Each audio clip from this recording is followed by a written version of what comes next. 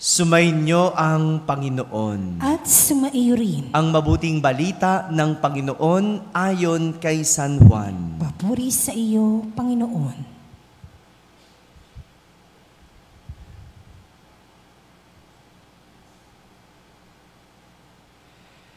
Kinabukasan, nakita ni Juan si Jesus na lumalapit sa kanya. Sinabi niya, "Ito ang kordero ng Diyos. Ito ang nag-aalis ng mga kasalanan ng sanlibutan.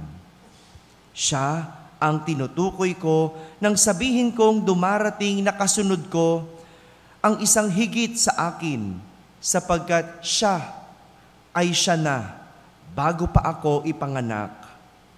Hindi ko rin siya lubos na nakikilala noon, bagamat ako'y naparitong nagbibinyag sa tubig upang ipakilala siya sa Israel." Ito ang patotoo ni Juan. Nakita ko ang Espiritong bumababa, buhat sa langit, kaya ng isang kalapati, at nanatili sa kanya. Hindi ko nga siya lubos na nakikilala noon, ngunit ang nagsugo sa akin upang magbinyag sa tubig, ang nagsabi sa akin, "Makikita mo ang Espiritu na bumababa at mananatili sa isang tao. Siya ang magbibinyag sa pamamagitan ng Espiritu Santo." Nakita ko ito at pinatototohanan kong siya ang anak ng Diyos. Mga kapatid, ang mabuting balita ng Panginoon. Pinupuri ka namin, Panginoong Heso Kristo. Magsiupo po ang lahat at makinig sa homilya. Isang magandang umaga po sa inyong lahat. Maulang umaga po sa atin. Masalamat naman kahit maulan at nandito pa rin kayo.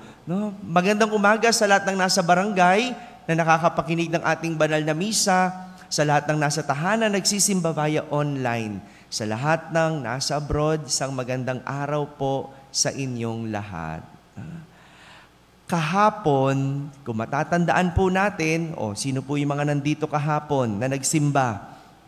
Kahapon, isang karakter ang nagpakilala sa atin. Naalala niyo pa po ba kung sinong karakter yon? Si Juan Bautista. Di ba? Kahapon, maalala natin, ipinakilala ni Juan Bautista sa atin ang kanyang tunay na kasinuhan. Ipinakilala niya ang kanyang tunay na katotohanan. Tunay na katotohanan pa, di ba? Ibig sabihin, walang bahid na pagpapanggap. Pinakilala niyang sarili bilang hindi siya ang Mesiyas, kundi isang tagapaghanda sa darating na Mesiyas. Yun yung kahapon.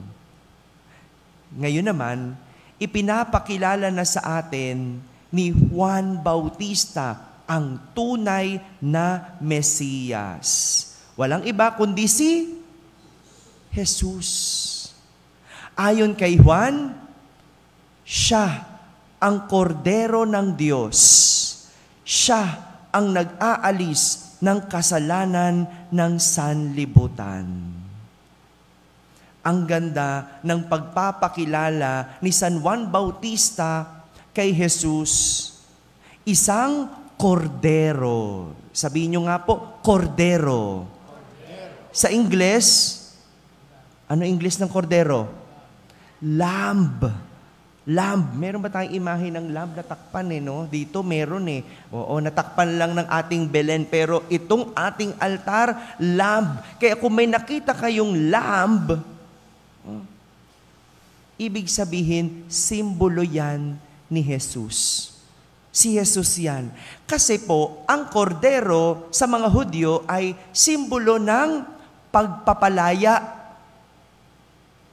Dahil ang kordero, ang inihahanda tuwing pista ng Pasko, Passover, bilang paggunita sa pagtakas ng mga Israelita sa Ehipto. Ano nangyari sa mga Israelita sa Ehipto? Inalipin. Kaya nung tumakas sila, sila'y lumaya. At yung dugo na mula sa kordero na kanilang ihahanda sa Paskwa, ipinapahid sa labas ng bahay o sa mga pintuan bilang tanda na dapat laktawan ng anghel ng Panginoon ang bahay na yon para hindi maialay ang panganay na anak. Ang ganda, no? Very rich yung kanilang kultura. Kaya yun ang kordero. Isang simbolo ng pagpapalaya. Isang handa.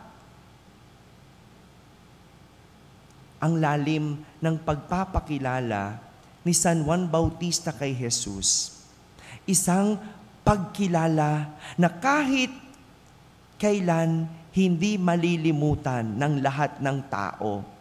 Maging hanggang ngayon, hindi natin malimutan at inaalala pa rin natin kung paano ipinakilala ni Juan si Jesus bilang isang kordero. Ngunit, hindi na kordero na handa sa isang salo-salo, kundi isang alay. Hindi na ang dugo na ipinapahid sa labas ng bahay para maligtas ang panganay na anak, kundi isang dugo na sa pamamagitan ng kanyang dugo, ang lahat ay maliligtas. Mas malalim na. At ganito, ipinakilala sa atin si Jesus, ang bagong kordero na alay at tagapagligtas. Malinaw po ba? Malinaw ba yun? Kasi ulitin ko lang po kung hindi po malinaw.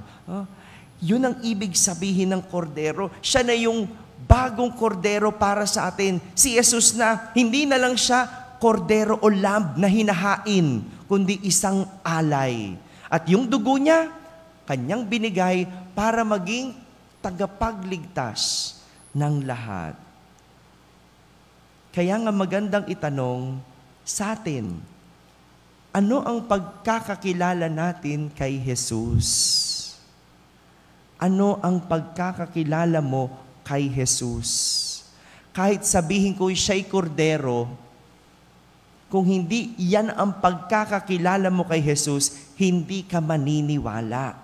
Dahil makikilala mo lang naman ang isang tao kung siya ay iyong nasaksihan at naranasan. Hindi po ba? Pwede mong sabihin ang isang tao masungit dahil narinig mo lang. Alam niyo po, hindi niyo maitatanong, nung bago po ako lumipat dito sa ating parokya, may narinig na ako. Sabi, Father, tinatanong ka na ng mga taga-solidad, anong klaseng pari ka daw? Yan, kala nyo, Oo, may ganon. Nakarinig na ako. Kaya nga nung miniting ko yung ating mga lingkod, yung mga head, sabi ko sa kanila, alam nyo po, mas magandang burahin ninyo kung ano man ang narinig ninyo tungkol sa akin. Gaya ko, hindi ako nagtanong. Pwede kong tanongin si Father Douglas, Father Douglas, ano bang karakter nung PPC head natin? Father Douglas, ano ba yung ating head ng lektor? Ano ba yung mga lay minister natin? Pwede kong tanungin yun, kaibigan ko yun eh.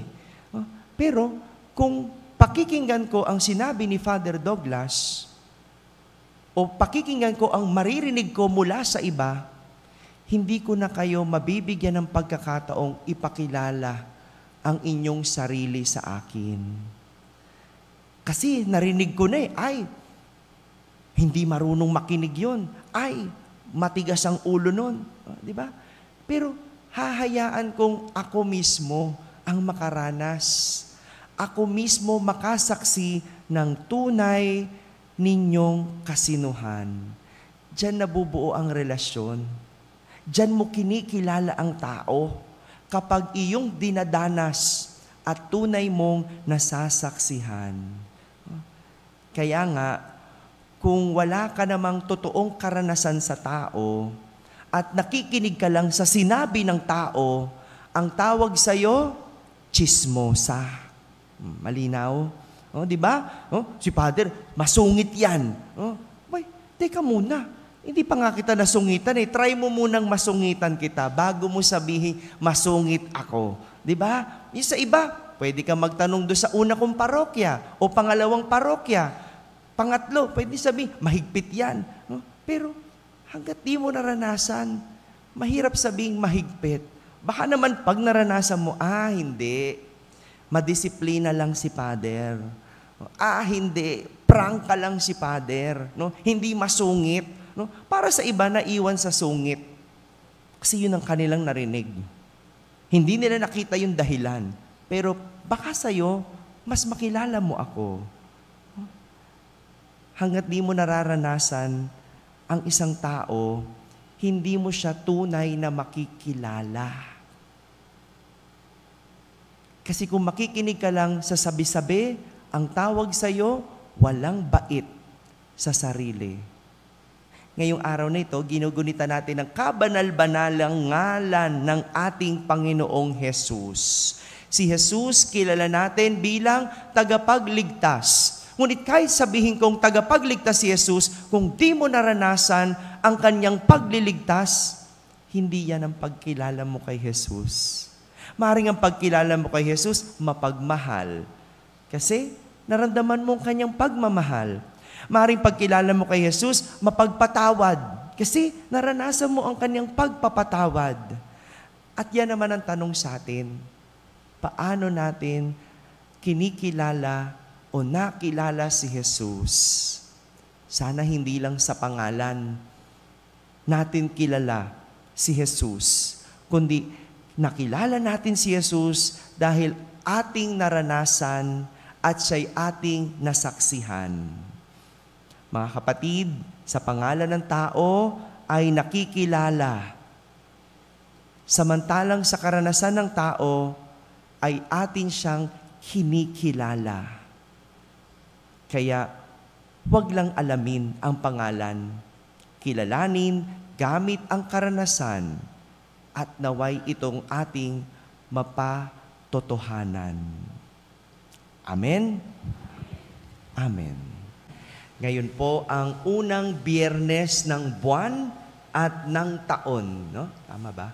Kaya po, magsasalo-salo po tayo. Meron po tayong misa ngayon. Lahat ng mga nagsimba po, may nagbigay po sa atin, tuwing first Wednesday po. Pero dahil nung first Wednesday ay bagong taon o kapistahan natin, pinurong muna natin ngayong buwan na to yung ating kainan. Salamat po sa ating ma-sponsor or sa sponsor po ng ating breakfast na nagsisimba via online. Salamat po sa inyong ipinadala at ito po'y aabot hanggang mamayang gabi. Sa ating pagdiriwang ng banal na misa mamayang gabi, sasamahan natin ito ng banal na pagtatanod o Holy Hour dahil ito'y First Friday. Every First Friday, after 6 p.m. Mass na ang ating Holy Hour o banal na pagtatanod. Meron pa rin tayong pagsasalu-saluhan sa lahat ng dadalo mamayang gabi. Kaya po, maraming salamat po sa nagbigay po sa atin ng ating pagsasaluhan mamaya. Naanyayaan ko po kayong lahat kumain ng almusal pagkatapos po ng misa at ng rosaryo. Salamat po. Sumainyo ang Panginoon. At sumaiyo rin. At pagpalain kayo ng makapangyarihang Diyos, Ama at Anak at Espiritu Santo. Amen. Tapos na po ang ating pagdiriwang, humayking taglay ang pag-ibig at kapayapaan ni Kristo. Salamat sa Diyos.